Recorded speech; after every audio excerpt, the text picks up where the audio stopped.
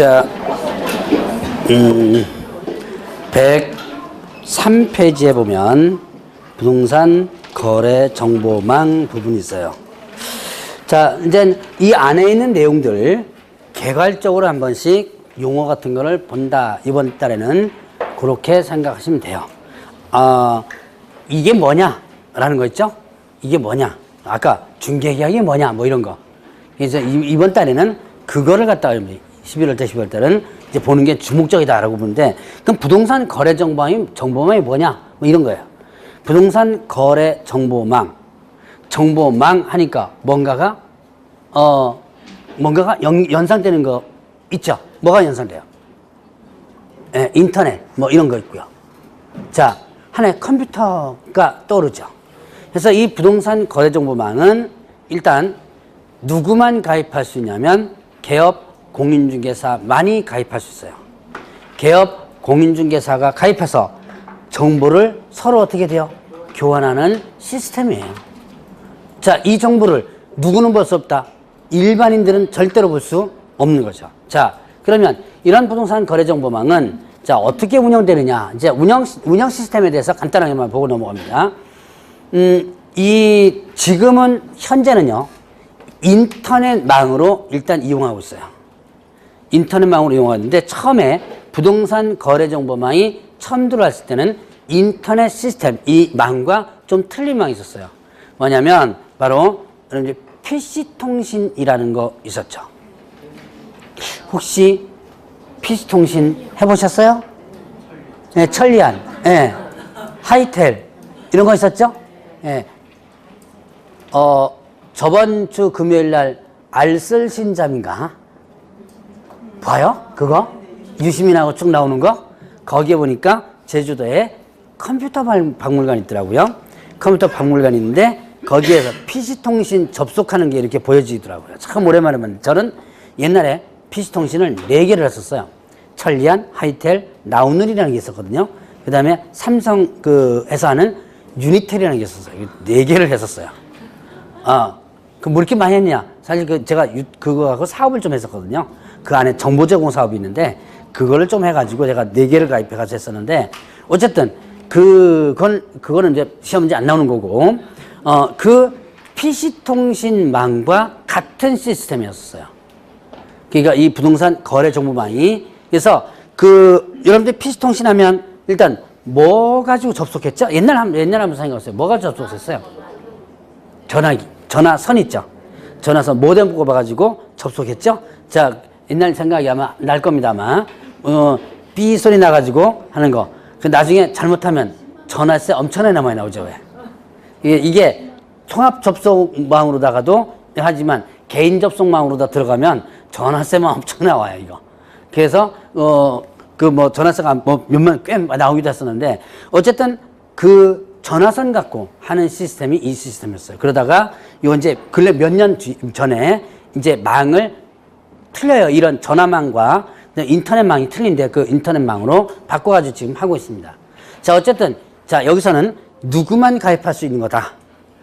개업 공인중개사 가입해서 서로 정보를 어떻게 한다? 교환하는 시스템이다.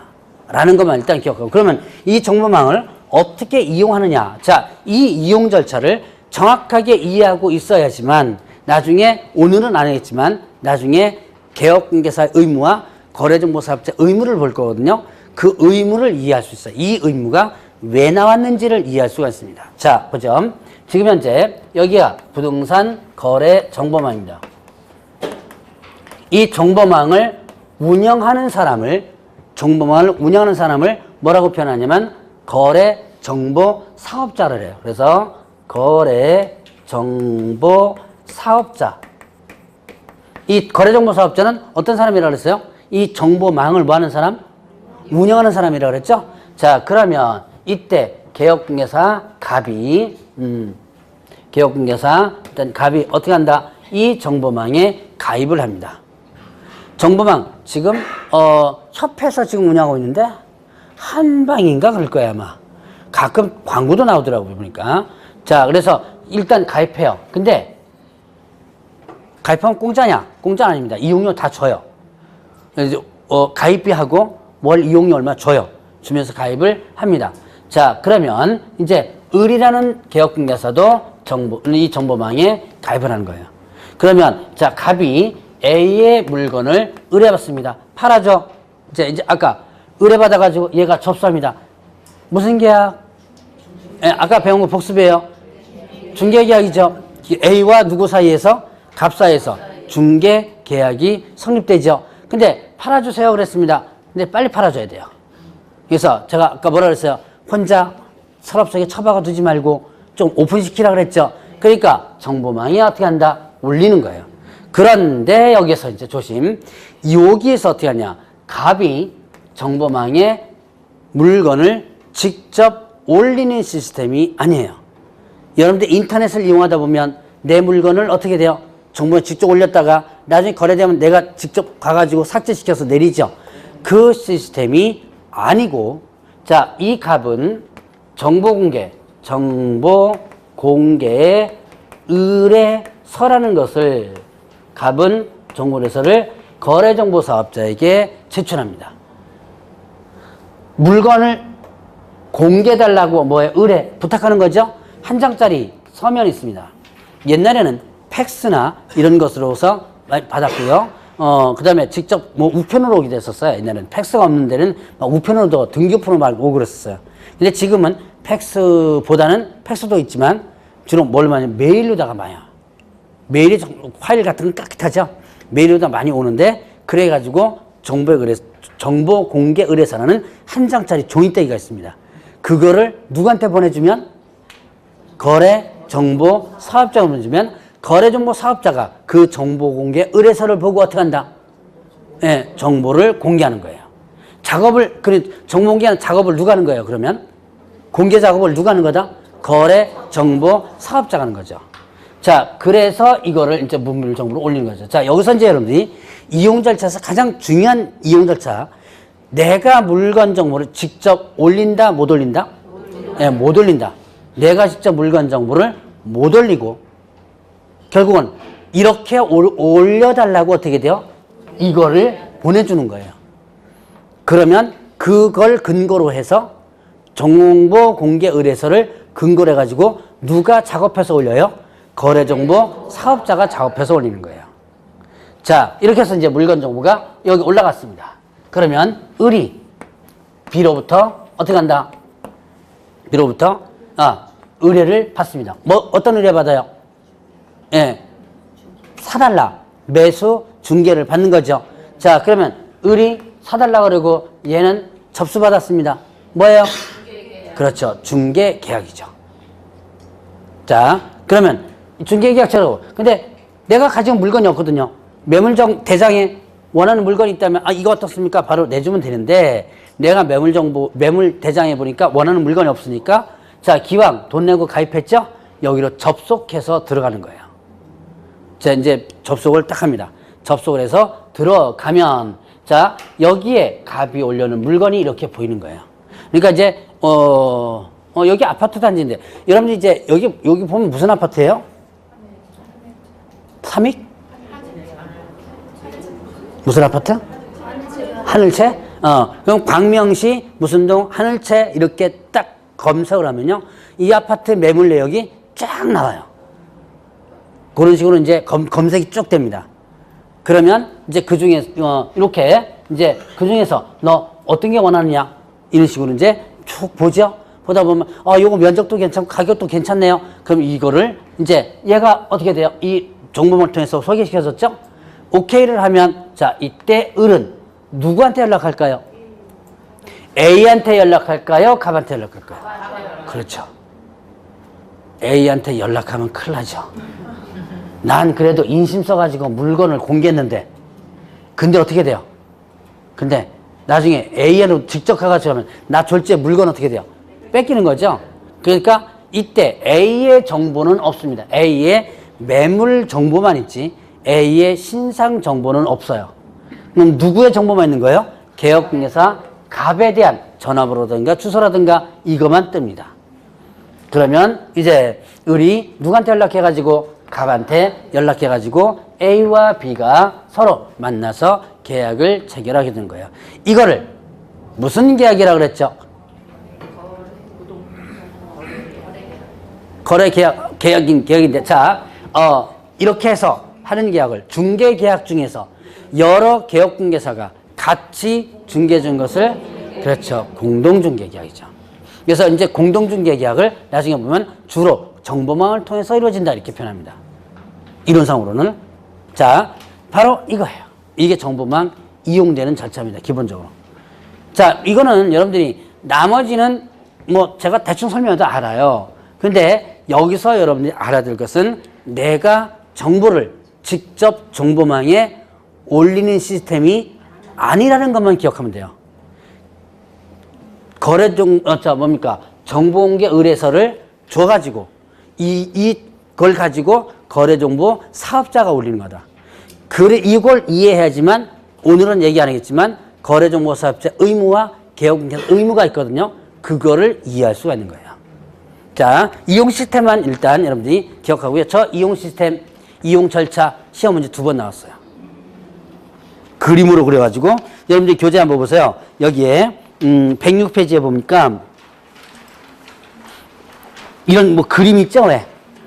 요 그림이 시험 문제 한번 나왔었어요. 별거 다 나옵니다. 그러니까 여러분들이 이용 절차 요거를 일단은 구분 한번 해보시고, 자, 그러면 이제 개업공개사의 의무 부분을 보죠. 자, 개업공개사 의무 부분 보니까 거기에 이제 각각 한번 개념만 한번 보겠습니다. 자, 107페이지에 보니까 개업공개사 등의 기본 윤리라고 나오고요. 거기에는 이런 내용이 나옵니다. 개업공개사 및 소속공개사는 전문직업인으로서 품위를 유지하고 신유와 성실로서 공정하게 중개 관련 업무를 수행해야 한다. 이런 내용 나와요. 자, 지금 개업 공인중개사와 또 직원이 있었죠. 직원이 소속 공개사 있었고, 여러분들 교재 나오는 한 사람 더 뭐 있었어요?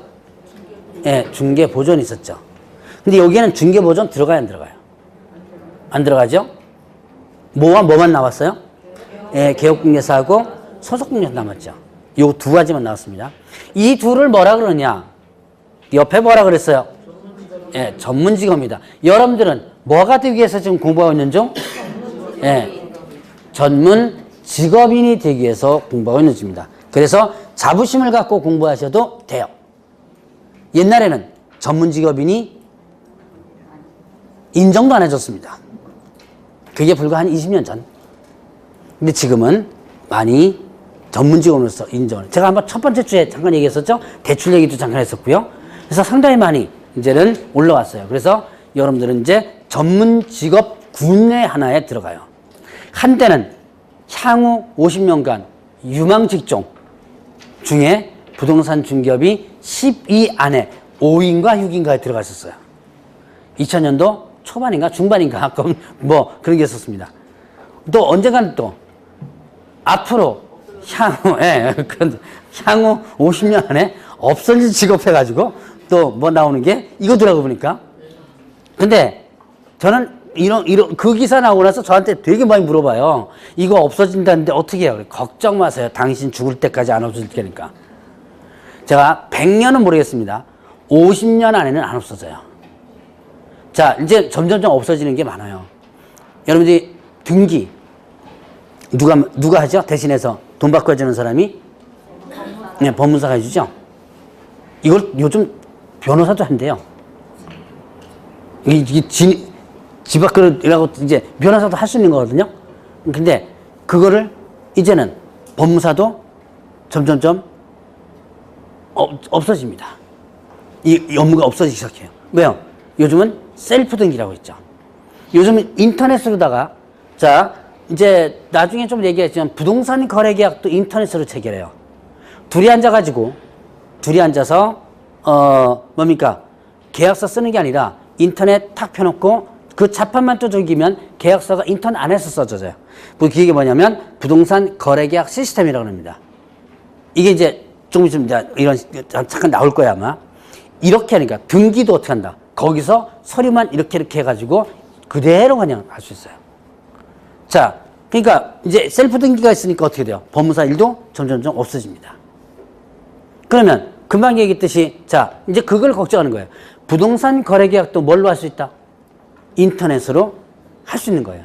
지금 부동산 거래 계약 시스템에 의해서 그러면 그 부동산 거래 계약 인터넷으로 셀프 계약 체결하면 되지 않느냐? 근데 부동산 계약을 체결하는 데서는 하나의 단점이 하나 있습니다. 반드시 뭘 해줘야 돼요? 그렇죠. 임장활동이라고 그랬죠. 임장활동 들어보셨죠? 네, 그건 이제 일본식 표현이고요. 개론에서 나오는 표현입니다. 우리나라식으로 표현하면 현장 확인이에요. 현장 확인이 여러분들이 뭘 부동산을 사거나 아니면 임대차를 들어가거나 할 때는 반드시 현장 확인을 해줘야죠. 현장 확인 안 하고 하면 정말 피보입니다. 현장 확인 제대로 못 해가지고 이 물건 샀다가 후회하는 사람 많거든요. 안에만 깨끗한 거예요. 나중에 보니까 그 물건의 겉에는 영 아니거나 위치가 영 아니거나 이런 거 많죠. 위치는 아주 좋은데 안에가 엉망이거나 그거를 서로 안 가보고 계약 체결할 수 없다는 얘기예요. 그것이 완벽하게 소리가 좀 들리죠? 스피커 소리가 안 들리는 것 같아서 그것이 완벽하게 이루어진다면 아마 소개해 준 사람이 필요 없을 거예요. 아마 현장 확인 다 갈 수 있을 정도로다가 만약에 다 확인이 가능하다면 근데 글쎄 제가 모르겠어요. 워낙 세상들이 워낙 급하게 바뀌는 바람에 여러분들이 다 갖고 계시죠? 핸드폰. 이렇게 전화기가 나오리라고는 저도 생각 못했어요. 이렇게 빨리 나오리라고는. 휴대폰은 옛날에부터 있었죠. 벽돌폰 있었죠. 왜? 이따만한 거 있었잖아요. 예, 거의 무전기보다 처음에 더 컸었어요. 그래서 들고 다니는 폰이 있었구나, 휴대폰이. 그게 이제 점점 작아지다가 지금 이렇게 나오는 휴대폰이 나오리라고는 생각을 못 했었어요. 그것이 빠르게 발전되기 때문에 어떻게 될지 모르겠지만 제가 보기에는 향후 50년간은 아마 이 직업은 없어지지 않을 것이다. 그러니까 혹시나 이거 곧 없어질 것 같은데 라고 생각하시는 분 걱정 마세요. 여러분들 죽을 때까지 안 없을 거니까 죽을 때까지 하고 나도 남아있을 거예요. 아마 이게 왜냐면 이게 알선이기 때문에 그래요. 이거는 알선이기 때문에 이게 알선한 사람은 꼭 있거든요. 자, 근데 엉뚱하게 지금 빠져나왔지만 자, 일단 다시 한번 얘기합니다. 여러분들은 뭐가 되기 위해서 공부하는 중? 그렇죠. 전문 직업인이 되기 위해서 공부하는 중이다. 자, 그래서 개업공개사하고 소속공개사는 전문직으로서 품위를 유지하라. 그 다음에 또 뭐라 그랬어요? 공정하게 중개해주라. 뭐 이런 의무가 있습니다. 자, 뒤에 내용은 나중에 한번 더 설명할 거고. 자, 그러면 이제 뒤로 넘어가면 뭐 어떤 의무가 있냐면 비밀 준수 의무가 있어요. 여기서 보면 용어가 하나 더 나오는데 어떤 용어가 나오냐면 개업, 공인, 중개사 등이라는 용어가 나옵니다. 자, 이제 용어 하나 또 보고 넘어가야 돼요. 개업, 공인중개사 등. 이때 개업공개사는 누구였죠? 개업공개사는 누구였었어요? 이 법에 의해서 중개사무소 개설 등록한 자. 지겹게 떠들 겁니다. 이거는 아마 7, 8월 때까지 계속 떠들어요. 자, 개업공개사는 뭐다? 이 법에서 개설 등록한 자. 근데 여기다가 등자가 붙었죠. 그러면 그거 외에도 있다는 얘기죠. 누구다? 네, 바로 소속 공인 중개사와 그 다음에 또 중개보조원. 여기에는 또 뭐도 들어가냐면 사원 또는 임원. 법인에 있어서 사원 또는 임원까지 몽땅 포함됩니다. 사원 임원 하면 저번 주에 제가 또 강조했었죠. 누구였죠? 네, 경영진이다. 그 회사를 운영하는 경영진이다. 사원 또는 임원은 직원이다, 직원 아니다. 네, 직원이 아니다 그랬죠. 경영진에 해당합니다. 자, 여기 사원 또는 임원까지 몽땅 들어갑니다. 자, 그래서 자, 여기서 이제 여러분들 이제 앞으로 또 문제가 나와요. 제가 맛배기 가끔 보여줍니다. 개업 공인중개사는 이거와 개업공개사 등은 개념 같아요? 틀려요? 다르죠? 자, 그래서 그런 분들이 나중에 이제 문제화 되는 거예요. 자, 그래서 개업 공개사 등 하면 뭐다? 소속 공개사하고 중개보존. 같이 합쳐서 등. 그럼 개업 공개사 등은 업무상 알게 된 비밀 준수 의무가 있습니다. 자, 여러분들이 저 업무상 알게 된 비밀은 뭘까요?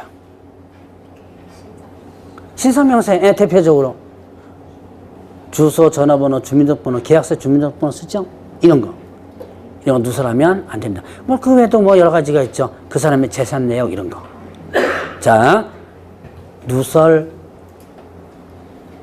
업무상 알게 된 비밀은 이거는 누설하면요 1년 이하 징역 또는 1천만 원. 제가 형벌을 쓰는 이유가 하나 있어요. 하나를 좀 더 설명하겠습니다. 1년 이하 징역 또는 1천만 원의 벌금에 해당돼요. 제가 지금까지 형벌을 몇 가지만 일단 얘기했는데, 자, 그러면 어쨌든 비밀을 누설하면 어떻게 된다? 업무상 알게 된 비밀, 뭐 신상명세라든가 이런 것들 누설하면 1년 이하 징역 또는 1천만 원 벌금인데요. 근데 이게 특별한 죄명을 갖고 있어요. 바로 요거 설명하려고 지금 사실 이거 설명하는 겁니다. 반의사 불벌죄라는 죄명을 갖고 있습니다. 들어본 적 있으세요? 없어요. 일주일 전쯤에 뉴스에 나왔었는데요. 한화그룹. 하나 맞죠? 예.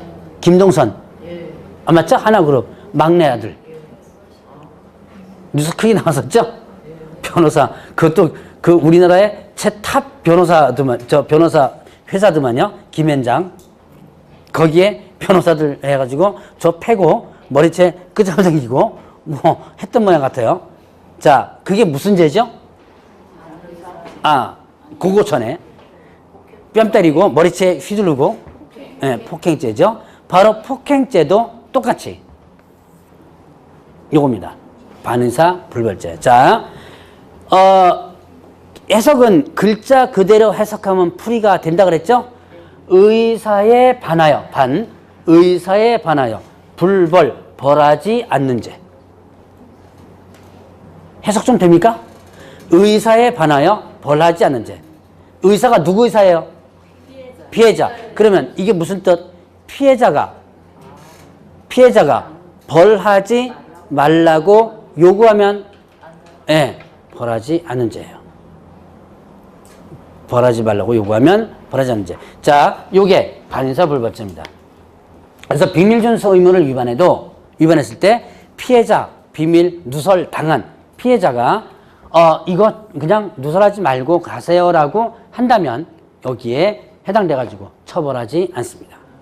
자, 이거와 그냥 공부하는 건 일반 상식으로 일단 공부를 하세요. 반의사 불벌죄는 시험 문제 사실 참 자주 나왔었습니다. 자, 근데 이거와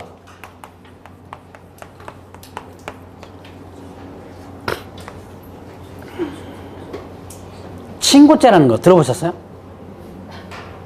친고죄.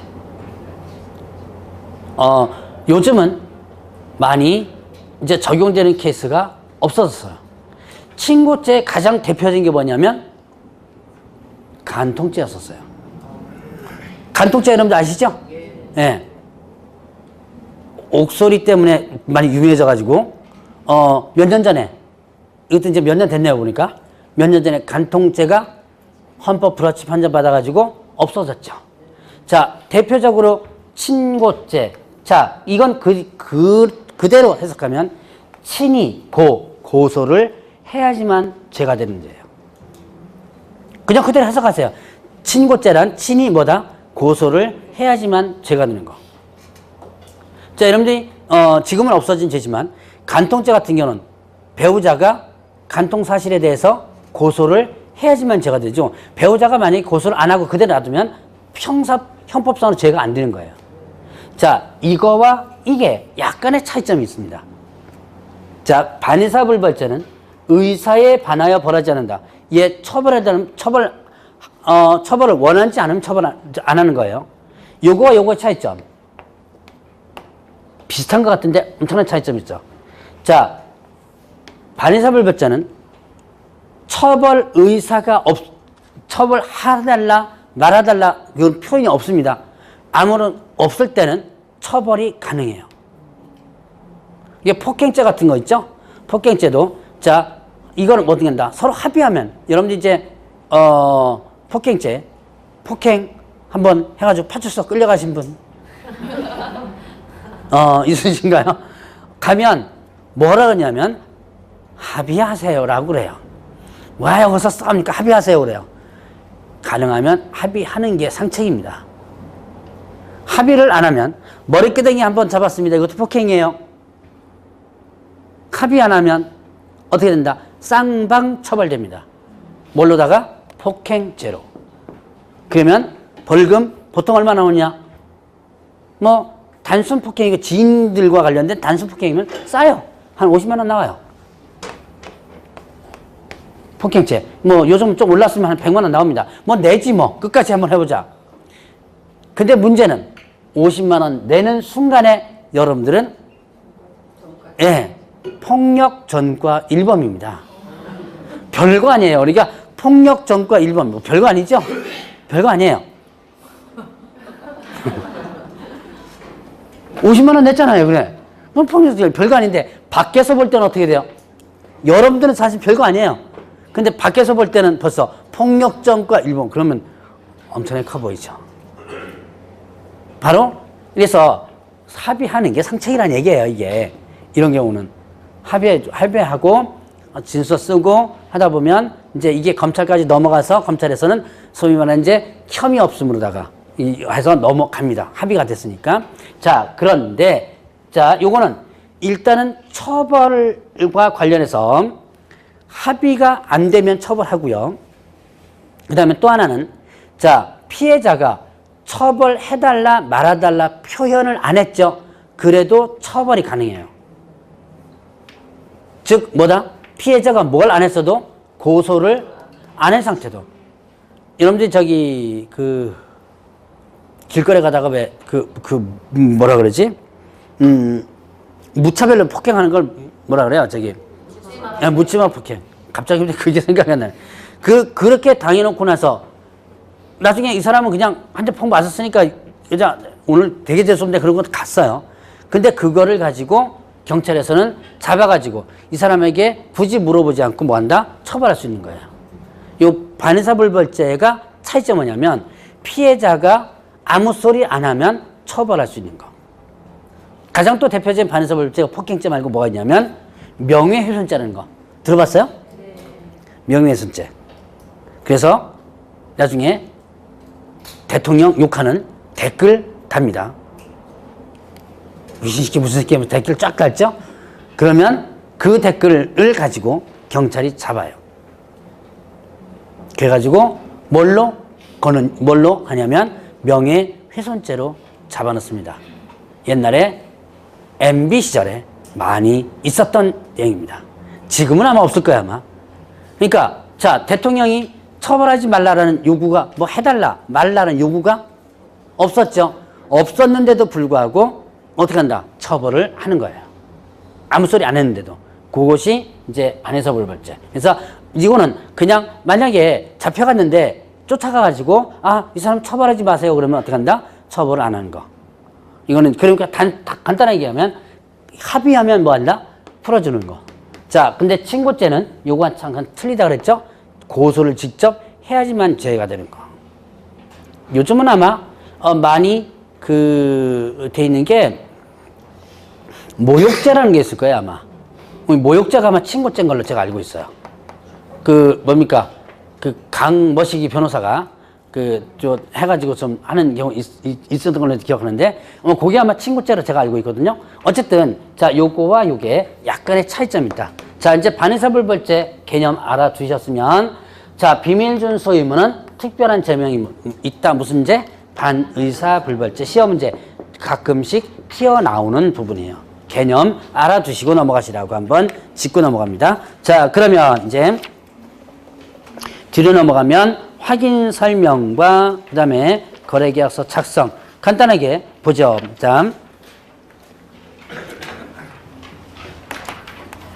확인 설명 뭐야 이게?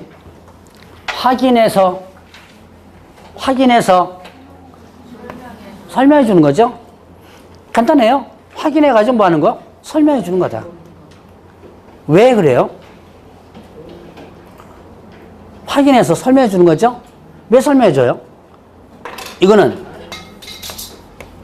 거래가 안전하게 이루어지도록 거래 안전을 위해서입니다. 거래가 안전하게 이루어져. 거래가 안전하게 이루어져야지만 나도 나중에 어떻게 돼요? 손해배상 책임을 면하게 되는 거죠. 내가 만약에 확인 설명을 잘못해가지고 거래가 안전하게 이루어지지 않았습니다. 그럼 당연히 어떻게 돼요? 나는 배상 책임이 있게 되는 거예요. 자, 그래서 확인 설명의 이유는 거래가 안전하게 이루어지기 위해서. 자, 그러면 이제 A하고 B가 있고 저는 그림을 딱 허구한 날 이것만 그립니다. 민법 선생님은 여러 가지 많이 그리는데 저는 이것만 그려요. 그림 그릴 게 별로 없습니다. 자, A가 매도인이고 B가 뭐가 된다? 매수인이고 자, A는 갑에게 팔아주세요 라고 했고 얘는 접수했죠? A와 갑 사이에 무슨 계약 체결? 중개계약 체결됐죠? 그러면 B와 갑 사이도 무슨 계약 체결? 네, 중개계약. 갑은 양쪽으로부터 어떻게 된다? 의뢰를 받은 거죠. 그러면 이때 참 갑은 누구의 물건을 조사하여 A의 물건을 확인하는 게 조사하는 거죠. 확인하여 누구한테 설명을 해줘야 된다. 예, B한테 설명을 해줄 의무가 있는 거예요. 그래서 확인 설명 의무입니다. 자, 다시 한번 갑은 양쪽으로부터 의뢰받았습니다. 갑은 누구의 물건을 확인하여 A가 누구죠? 매도 이런 사람이죠. 자, 그 다음에 누구한테 설명해줘요? 예, 매수 이 사람을 설명해 주는 거예요. 자, 만약에 갑이 없이 A와 B가 직거래를 한다면 누가 설명해 주는 뭐가 있을까요? 예, A가. 자, B가 물론 이렇게 직거래한다면 B도 어쨌든 확인할 의무가 있습니다. 자, 근데 의무가 많이 주어진 것은 A예요. 내 물건은 이렇다라는 것을 설명해 주는데 이걸 누가 하니까? 개업 공인중개사가죠. 그리고 이렇게 소개시켜주고 나서 뭘 받아요? 보수를 받죠. 그러니까 얘가 얘 물건을 확인하여 얘한테 설명하는 거예요. 그러면 확인 설명 의무는 누구에게 있다? B한테 있죠. A한테는 확인 설명 의무가 있을까요? 없을까요? A한테는 확인 설명 의무? 자, 갑이 얘 물건 조사한다며 네 물건은 이렇더라 할 의무? 없죠. 왜? 내 거니까 내가 더 잘 알죠. 근데 얘가 직접 할 것을 얘가 대신해 주는 거죠. 보수받는 조건으로. 자, 그러니까 이때 확인 설명을 확인해서 설명을 해주는데 설명은 누구한테? 얘한테만 설명할 거지. 얘한테는 설명할 의무가 없다라는 얘기예요. 자, 이거는 별거 아닌 거지만 이거 갖고 문제 나와요. 예를 들어서 이렇게 문제 나옵니다. 개업중개사는 중개대상물 조사 확인하여 거래 당사자에게 확인 설명해야 한다. 여러분들 나중에 100점 맞겠다. 어제 그저께 합격한 분 중에서 중개사법 하나 틀렸다 그러더라고요.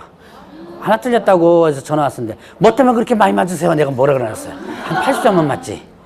거기서 난이도 조금 높은 문제가 있었는데 상가보호법 문제가 하나 있었거든요.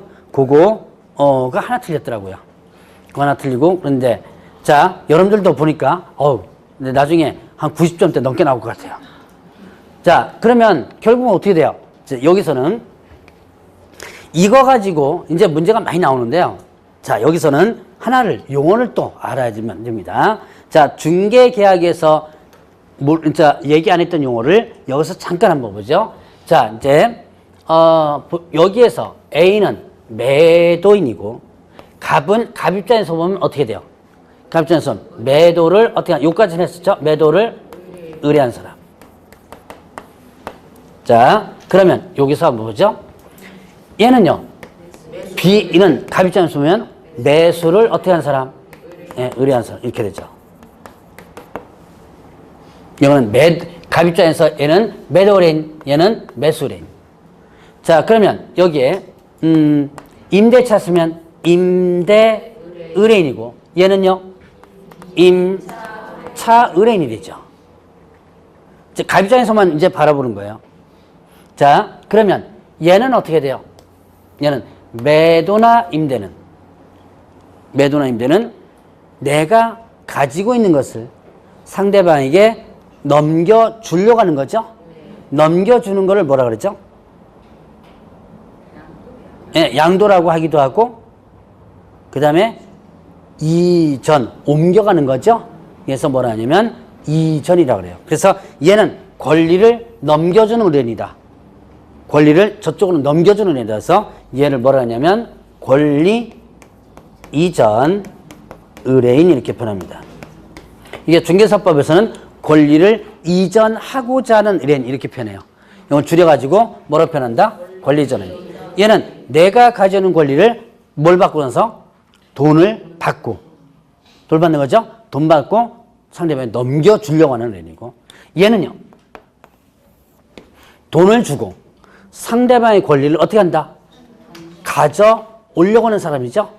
권리를 내 걸로 만들려고 합니다. 그러면 어떻게, 내 걸로 만들려고 한다. 용어를 뭘로 잡으면 될까요? 권리 취득. 예. 내 걸로 만든다. 그 권리를 상대방을 내 걸로 가지고 온다. 그래서 이 매수나 임차 이런 사람들은 권리 어떻게 한다? 취득 의뢰인 이렇게 표현하는 거예요.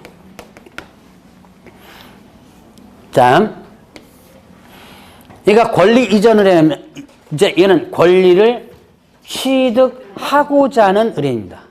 얘는 권리를 취득하고자 하는 의뢰인. 얘는 어떻게 돼요? 권리를 이전하고자 하는 의뢰인. 자, 이제 요거를 줄여가지고 권리 이전 의뢰인, 권리 취득 의뢰인 이렇게 표현하는 거예요. 자, 그럼 이제 권리 이전 의뢰인 하면 누굴 얘기한다? 권리 이전 의뢰인 하면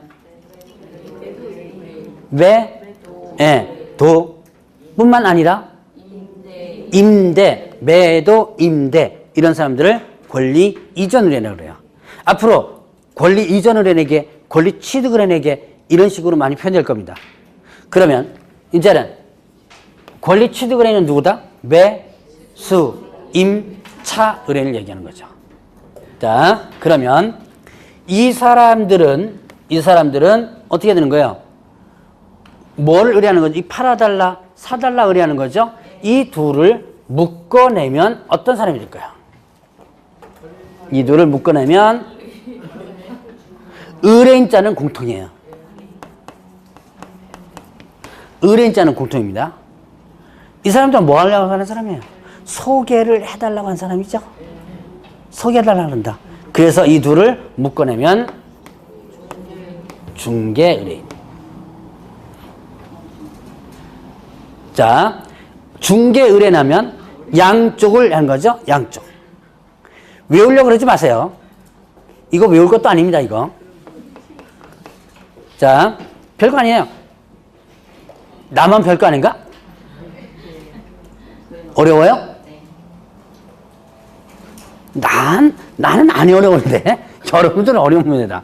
자, 그래서 이렇게 여러분들이 구분하면 됩니다. 이제 앞으로 용어가 매도인, 임대인 이렇게 표현하는 경우도 있지만 이걸 묶어서 뭐라고? 권리 이전 의뢰인, 권리를 이전하고자 하는 의뢰인, 매수나 임차를 묶어서 권리 취득하고자 하는 의뢰인 이렇게 구분하고요. 자, 어려운 분들은 1월 달에 다시 한번 얘기할 거니까 한번 더 들어보세요. 그 다음에 이 둘을 묶어서 뭘 한다? 중개 의뢰인. 자, 그러면 이제 확인 설명, 확인해가지고 설명해 준다 그랬죠?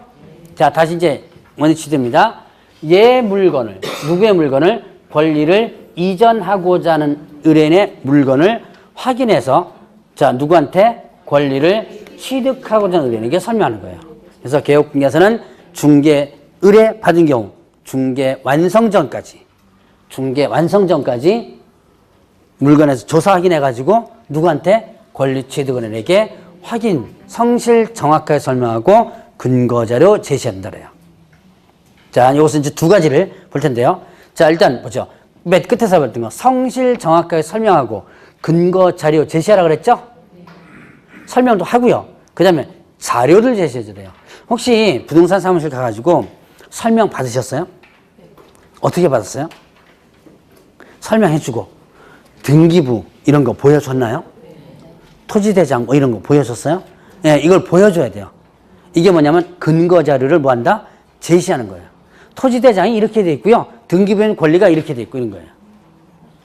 이렇게 해주고 그 다음에 또 설명도 같이 해주고 자 이렇게 해주는 것이 의무입니다. 뭐 그렇게 못 받은 모양이다. 그럼 어떻게 받았어요? 예? 건축물대장. 예, 건축대장 있고 토지대장 아파트 전체 토지대장인데 그때 아파트는 토지대장 같은 경우는 잘 안 보여져요. 집합건물과 관련된 건축대장만 일단 하면 되고 근데 뭐 그 외에는 이제 단독주택이라든가 토지라는 건 토지대장이 그것도 필수적으로 필요하죠. 보통 보면 이제 입으로만 설명하는 경우 종종 있어요. 등기부 안 보여주고. 그러니까 그렇게 하면 어떻게 된다? 나중에는 이 법 위반이 돼요. 걸리면 500만 원 이하의 과태료입니다.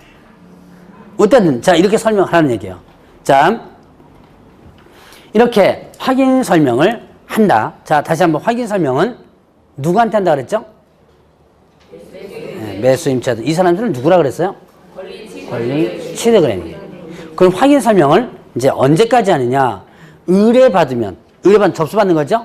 그러면서 언제까지 하냐면 중개 완성 전까지 이렇게 합니다. 자, 요거 이제 용어 한번 또 뭐 11월달 12월달은 어차피 용어 하다가 볼일 다 봅니다. 자, 중개 완성이란 중개 완성 전이니까 일단 중개 완성을 봐야죠. 중개 완성이란 말 그대로 중개 완성, 중개 소개가 완성 뭐예요? 끝난 거죠. 자, 소개가 끝난 시점이 언제일까요? 한번 상식적으로 생각해 보세요. 맞아요. 계약 체결. 계약서 쓸 때. 자, 소개시켜주는 입장이에요. 내가 지금 소개시켜주는 개업공개사 입장입니다. 개업공개사에서 내 일이 원칙적으로 소개해 주는 것이 끝날 때가 뭐가 된다? 계약서 써줄 때죠? 거래계약이 체결될 때. 그러니까 거래계약 체결되기 전까지. 거래계약이 체결되기 전까지 이렇게 돼요.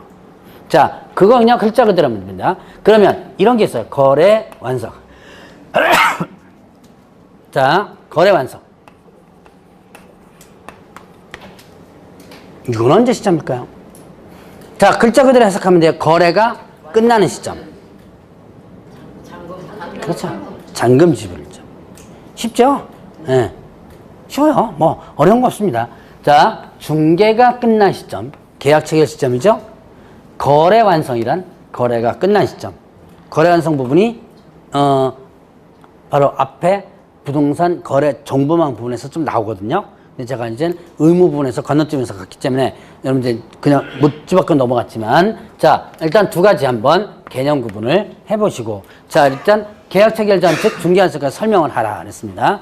그리고 설명했으면 이제 거래계약이 체결되겠죠. 체결되면 뭐를 써야 되냐면 자 여러분들이 계약 체결되면 서식을 써야 돼요. 이제 가장 대표적으로 뭐 써요? 거래 계약서도 쓰는데 또 하나 쓰는 게 뭐냐면 확인 서가 있습니다. 그래서 이제 확인 설명해주고 거래계약이 체결되면 어떻게 한다? 확인 설명서를 써줘야 돼요.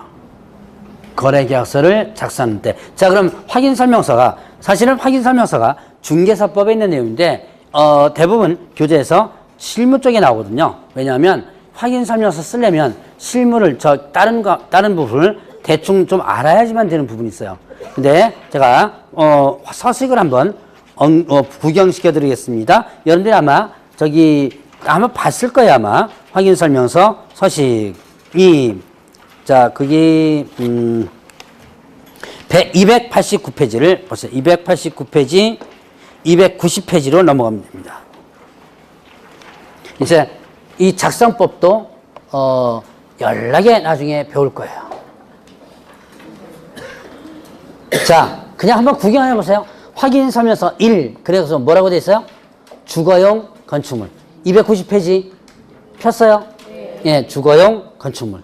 있죠? 네. 자, 그 다음에 쭉 넘어가 보세요. 293페이지에 뭐가 있어요? 비주거용 건축물. 있죠? 그 다음 페이지 보세요. 296페이지. 토지. 그 다음에 그 다음 페이지 보세요.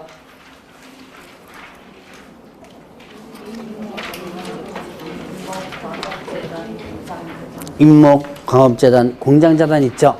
요 네 가지 물건에 따라서 요것을 선택해서 써줘야 돼요.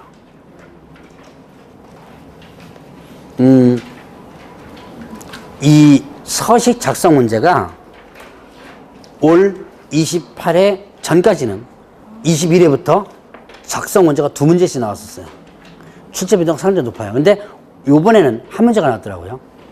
그래서 보통 기본적으로 2문제가 나온다고 보시면 되는데 어쨌든 요번에는 한 문제로 좀 줄어들었어요. 그래서 아마 작성할 때 처음에 작성법 강의할 때는 이 작성법만 한 40분 걸려요.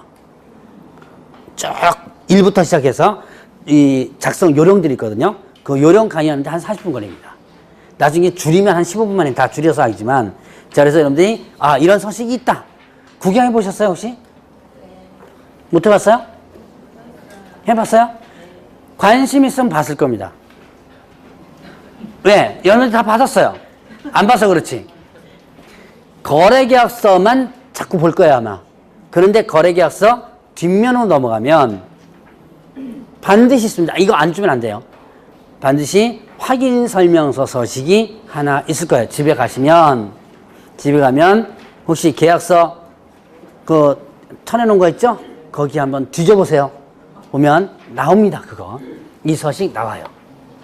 자, 그래서 이렇게 확인설명서를 작성을 합니다. 그 다음에 확인설명서 작성하고, 그 다음에 또 뭘 작성한다? 같이 작성하는 거. 같이 묶어버리죠? 자, 확인설명서 작성하고, 똑같이 뭘 작성한다? 거래계약서를 작성해요. 확인설명서 거래계약서를 같이 작성하는 거예요. 그리고 나서 뭐냐면 서명 및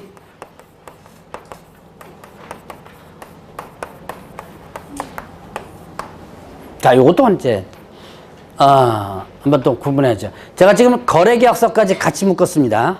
어차피 뭐 세부적인 내용 제가 이제 다루진 않고 그것만 이제 용어만 가지고 일단 하는 거니까. 자, 확인설명서 이제 확인설명 했어요. 거래계약 체결됐죠? 그러면 확인설명서 쓰고 여러분들 구경했던 서식, 그 다음에 거래계약서 서식 씁니다. 근데 거래계약서 서식은 안타깝게도 구경을 못 시켜드립니다. 왜냐? 법정 서식이 일단 없어요. 법정 서식이 있다면 아까 여러분들이 일반 중개 계약서 한번 구경해봤죠? 누가 제가 물어봐가지고 그 서식 있는 거 물어봐서 한번 몇 페이지 필요하고 구경해봤죠? 일반 중개 서식이 있는데 거래계약서 서식은 법정 서식이 없어요. 법정 서식이 없다는 법으로서 정한 서식이 없는 거죠. 그러니까 시험 문제 뭐 거래계약서 작성 요령이라든가 이런 거는 그렇게 크게 안 나옵니다. 어쨌든 거래계약서까지 씁니다. 써가지고 서명 미달해낸다. 자, 일단 요거 쓰기 전에 이거 누가 쓸 수 있어요? 개업 공인중개사. 당연히 사전에 쓸 수 있죠. 근데 이걸 또 누가 쓸 수 있어요? 네, 소속공개사. 소속 공인중개사가. 개업공개사는 당연히 쓸 수 있는 사람이고, 소속공개사는 어떻게 돼요? 누굴 대신해서? 개업 공인중개사 대신해서 직접. 자, 용어에서도 이제는 뭐 개업공개사 용어 물어보지 않겠습니다. 다음 주에 물어봐야지. 또 한번 또 다음 주에 또 물어볼 겁니다. 자, 이렇게 소속공개사는 이미 자격증을 가지고 있는 사람일 때 업무를 수행할 수 있다 그랬죠? 그래서 얘 확인설명서 거래계약서를 직접 작성할 수 있어요. 그러면 작성하면 서명 및 날인 얘도 작성하면 개업공개사 같이 서명 및 날인 해줘야 돼요. 그러면 서명 및 날인 및 시험 문제 가끔씩 나옵니다. 가끔 나와요. 벌써 몇 번 나왔습니다. 및 무슨 뜻? 서명도 해야 되고. 네, 서명도 해야 되고. 날인도 해야 돼요. 날인도 해야 되고. 도장도 도장 찍고, 자, 사인도 하고, 그 다음에, 예, 도장도 찍고 두 개를 다 해줘야 돼. 문제 어떻게 나오냐면 이렇게 나와요. 또는. 이렇게 나옵니다. 이제 앞으로 이런 것도 봐요. 가끔 이제 문제 자체가 열받을 때가 많아요, 이거. 특히 제 과목은 열 많이 받습니다. 자, 어쨌든 서명 및 날인을 해주라. 자, 대략 서명 및 날인 한다면 어떻게 돼요? 교부를 해주는 거죠. 양쪽에. 거래 당사자에게 교부한다 그랬어요. 아까 거래 당사자는 뭐 했었어요? 거래 당사자는 뭐 했었죠? 권리 이전 의뢰인과 권리 예, 이전 의뢰인과 취득 의뢰인. 양쪽 다죠? 매매에 있어서는 매도인과 매수인, 임대차에서는 임대인과 임차인. 양쪽. 여러분들이 거래 당사자는 이런 식으로 표현하면 누굴 얘기한다? 양쪽 다를 얘기한다 그랬죠. 자, 대략 이렇게 해서 이제 중개대상물 조사확인과 거래계약서에 관련된 부분을 간단하게 봅니다. 뭐 거래계약서에 필요적 기재사항들이 있고요. 뭐 여러 가지 이제 앞으로 공부할 게 좀 많아요. 근데 이제 어떻게 한다라는 것만 일단 기억을 해 놓으시면 되겠고, 자, 여러분들이 111페이지 잠깐 펴보세요. 요거만 설명하고 이제 가야지. 자, 그 111페이지 맨 밑에 보니까 신분증명서 제시 요구라는 게 있어요. 찾았어요? 네. 신분증명서 제시 요구. 이게 이제 나온 지가 한 4년 이제 산재구나. 중개사법에 없었었어요. 그러다가 이제는 개혁 공인중개사가 중개인을 하면서 자, 중개는 조사 확인하거나 이럴 때 신분증명서에 대해서 뭐 한다? 제시를 할 수 있다라는 것이 근거 규정으로 나왔습니다. 근데 여러분들 저기 꼭 이거 안 하더라도 사무실에 가면 주민등록증 내주세요. 그럼 잘 내주죠? 예. 잘 내주죠? 근데 꼭 걸고 넘어지는 사람이 있어요, 또. 이거 법적 근거가 뭐냐? 너네들이 뭔데 주민등록증 달라 그러냐? 뭐 이렇게 걸고 넘어지는 사람이 있거든요. 이때 이게 법적 근거가 없었을 때는 원래 그렇게 합니다. 그러다가 또 안 할 수는 없으니까 그 꼬셔가지고 하느라고 참 애먹었던 점이 많아요. 지금은 아예 법적으로 이렇게 요구를 할 수 있다는 근거 규정을 둔 거예요. 그래서 나중에 이제 여러분들 중개업하실 때 당당하게 뭘 요구하시라? 예, 신분증 제시 요구를 하시면 됩니다.